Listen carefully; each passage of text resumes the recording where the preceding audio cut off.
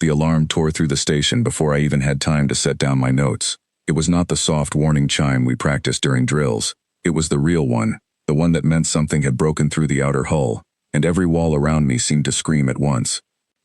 My name is Vess. I am not human. I come from a species built by nature to notice danger early and run from it fast. That single instinct has kept my people alive for longer than we can count.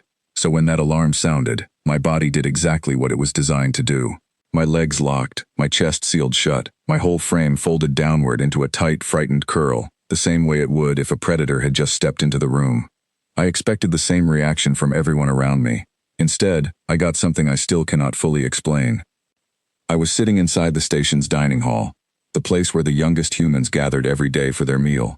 I had been sent there as part of a study, watching how their children behaved, how they learned, how they responded to their surroundings. It was supposed to be a simple, calm assignment. Watch the children eat, take notes, nothing more. Then the lights turned red, and the calm ended. A boy near the end of the table, a small kid named Noah, barely lifted his head from his plate. He looked toward the ceiling for a second, watched the sparks fall from a broken vent above him, and said, in a tone of mild annoyance, that he hoped this wouldn't ruin his pudding. The girl beside him, a quiet child named Grace, didn't even pause. She kept eating like nothing at all had changed. I stared at them, my mind struggling to process what I was seeing. Somewhere past the far doors, I could hear fast footsteps, shouted orders, and the sharp sound of metal doors being forced open. Something was moving through the station, something that did not belong there, and these children were treating it like a passing noise outside a window. The woman in charge of the room, a calm and steady caretaker named Laura, moved through the tables without any sign of panic. She guided two smaller children back into their seats, the same way she might guide them away from a spilled drink. "Stay low," she said, her voice even and clear. "Everyone under the tables. Keep your plates if you want them. Nobody touches the floor vents, they might be hot. Keep your plates if you want them." I could not understand it. Somewhere close by, real danger was happening, and she was talking about food. I forced my eyes toward the window at the far end of the hall. Through the haze of drifting smoke, I saw shapes moving in the corridor beyond, some belonging to the station's own security team, calm and focused, others belonging to something else entirely, something that clearly did not want to be there. The security team advanced without hesitation, speaking to each other in short, clear words, moving as if this had happened to them 100 times before.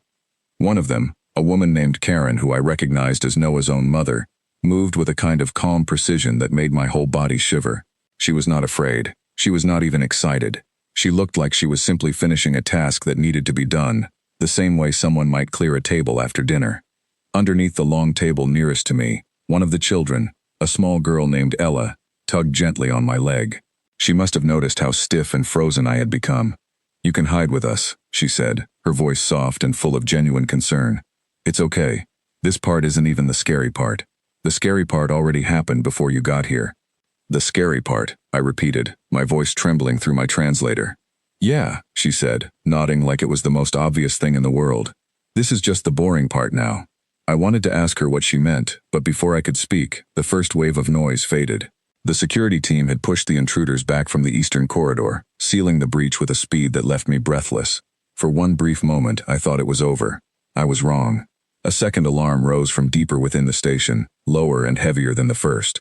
This one was different. It did not come from the outer hull. It came from somewhere near the station's core, the section that powered everything, including the air we breathed and the systems that kept us alive out here in the emptiness of space. Laura's expression changed for the first time. Not into fear, but into sharp focus. She turned toward a young technician standing near the kitchen entrance, a calm and quick young man named Daniel, and asked him something in a tone that carried real urgency for the first time since the chaos began. "They're trying to reach the core," Daniel said, already moving toward a side panel filled with glowing controls. "If they get past the second door, we lose life support in this section within minutes." I felt my chest tighten. This was no longer a simple breach at the edge of the station. This was something that could end all of us, quietly, without a single flame or sound, simply by shutting off the air we needed to survive. And yet, around me, the children barely reacted. A pair of twins, a boy named Ethan and his sister Sophie, glanced toward the direction of the new alarm, exchanged a quick look, and then returned to eating as if nothing important had happened. "Is it the air thing again?" Ethan asked, not even looking up. "Probably," Sophie answered, chewing calmly. "They always try that part next. They always try that part next." I realized then that this was not their first encounter with danger. These children had grown up around moments like this. To them, an attack on their home was simply another event in their daily routine, something to notice, mention, and then move past, the same way one might comment on unexpected rain. Daniel worked quickly at the control panel, his fingers moving with practiced speed. Laura stayed close to the children, her presence steady and calm, a quiet reassurance that nothing here was truly out of control, even as the deeper alarm continued to hum through the walls. Outside in the corridor, I caught a glimpse of another security member, a tall and focused man named Peter, moving toward the direction of the second alarm. He passed close to the dining hall entrance, his face calm, his steps steady despite the growing tension in the air. He gave a brief nod to Laura as he passed, a silent signal that the situation was being handled. The intruders reached the second door just as Daniel finished his adjustments to the control panel. For a moment, the door held. Then it did not. I watched through the window as the door slid open, and the intruders pushed forward into the narrow passage beyond. Peter and 2 other security members met them there, moving with practiced coordination, blocking their path forward. There was a short struggle, filled with sharp movement and quick decisions, but it ended almost as fast as it began. The intruders were pushed back and contained, unable to reach the controls they had been aiming for. The heavy alarm finally cut off, replaced by a lighter tone that echoed gently through the station, a signal that meant the danger had passed. I sat frozen for several long seconds, waiting for my body to understand that the danger truly was gone. My legs slowly unlocked, my chest opened again, letting air move freely through me for the first time in what felt like hours, though it had likely only been a short while. Around me, the dining hall returned to its normal rhythm almost instantly. Children climbed out from beneath the tables, dusting off their clothes, picking up dropped forks, resuming conversations that had barely paused. Noah raised his hand toward Laura, his expression hopeful. "Does this mean we get extra dessert?" he asked, since dinner got interrupted twice. Laura sighed, the kind of tired sigh that came from years of caring for children who treated danger as a minor inconvenience. "Yes, Noah, you can have extra dessert." A small cheer rose from the table, not for the safety of the station, not for the security team who had just protected all of us, but simply for the promise of something sweet.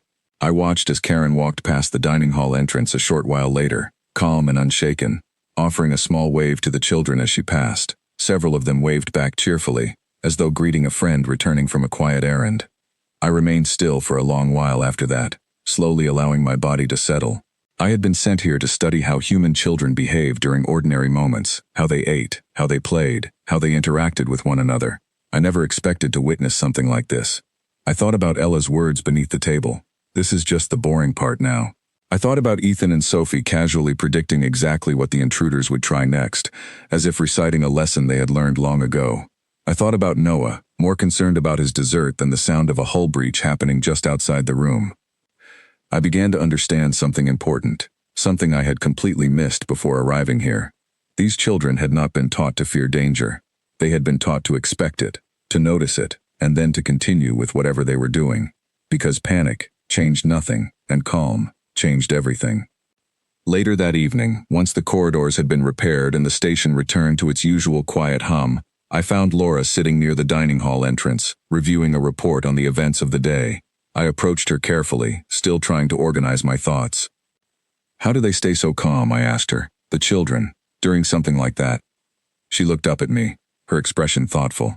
"We don't teach them to be fearless," she said. "We teach them that fear doesn't help. If something bad happens, screaming about it doesn't fix it. Staying calm gives everyone the best chance of getting through it safely. So we practice that, over and over, until it becomes normal for them." "But is it not frightening?" I asked. "Even for you?" She smiled, a tired but genuine smile. "Of course it's frightening. I just don't let the fear decide what I do next. That's the whole difference." I sat with her words for a long moment, turning them over in my mind. Where I came from, fear was the first and final answer to danger. It was the reason we survived, the reason we noticed threats early, and avoided them before they could reach us.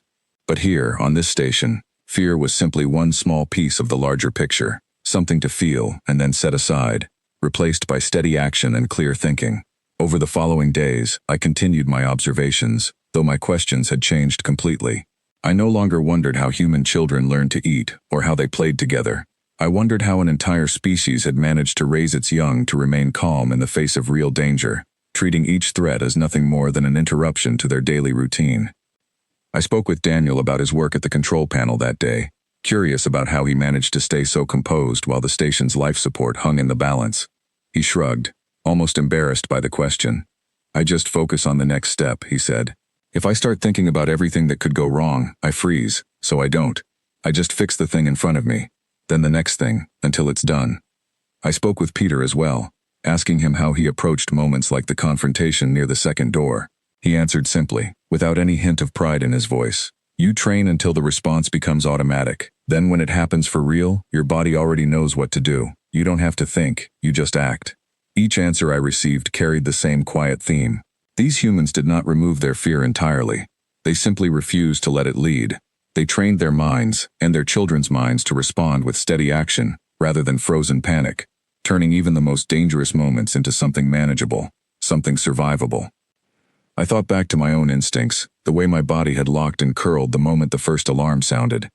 It was not a flaw in my design. It was simply a different approach to survival, one built entirely around avoiding danger before it arrived. But these humans had built something different. They had built a way to face danger directly, without losing themselves inside their fear. Near the end of my assignment, I returned to the dining hall one final time to say goodbye to the caretakers and children I had come to know. Ella ran up to me almost immediately, her expression bright and curious. Are you leaving? She asked. Yes, I told her. I have finished my study here. Did you learn what you wanted to learn? She asked, tilting her head slightly. I considered her question carefully before answering. I believe I learned something far more important than what I originally came here to find. She smiled, satisfied with that answer, and skipped back toward her table without asking anything further, the way children often do when a question feels resolved to them, even if the answer itself remains complicated. As I prepared to leave the station, I began drafting my final report for those who had sent me here. I had originally been assigned to study feeding habits, social behavior, and early development among human children. My notes on that subject were thorough, filled with detailed observations about meals, conversations, and daily routines, but none of that felt like the true discovery of my time here. The real discovery was something far simpler and far more unsettling. These children had not been shielded from danger. They had been taught to live alongside it, calmly, steadily, without letting it control their actions or their emotions. An attack that would have sent my own kind fleeing in terror had barely interrupted their meal. A threat capable of silencing an entire station had been treated as an expected inconvenience, something to mention briefly before returning to more pressing matters, like dessert. I recommended in my final report that anyone studying this species reconsider their approach entirely. These were not simply children learning to survive. They were children learning to remain steady no matter what happened around them, a skill that seemed to shape everything else about how they grew into the calm, capable adults who protected them. As my transport prepared to depart the station, I took one last look through the viewing window at the dining hall below. Laura was guiding a new group of children through their evening meal, calm and patient as always. Daniel worked nearby, adjusting a small panel with quiet focus. Peter walked past the window, offering a brief nod toward the children before continuing down the corridor. Nothing about the scene suggested that anything unusual had happened here at all. And in a strange way, that was exactly the point. I left that station with far more questions than I had arrived with, but one truth had settled clearly in my mind. Fear would always be a part of facing danger, for any species, in any corner of the galaxy. What set this particular species apart was not the absence of fear, but their quiet refusal to let it stop them from finishing their meal, protecting their home, or simply moving forward, one steady step at a time. I do not know if my report will be believed by those who read it. I barely believed what I witnessed myself. But I know what I saw that day, and I know what Ella told me beneath that table, her voice calm and certain in the middle of chaos. This is just the boring part now.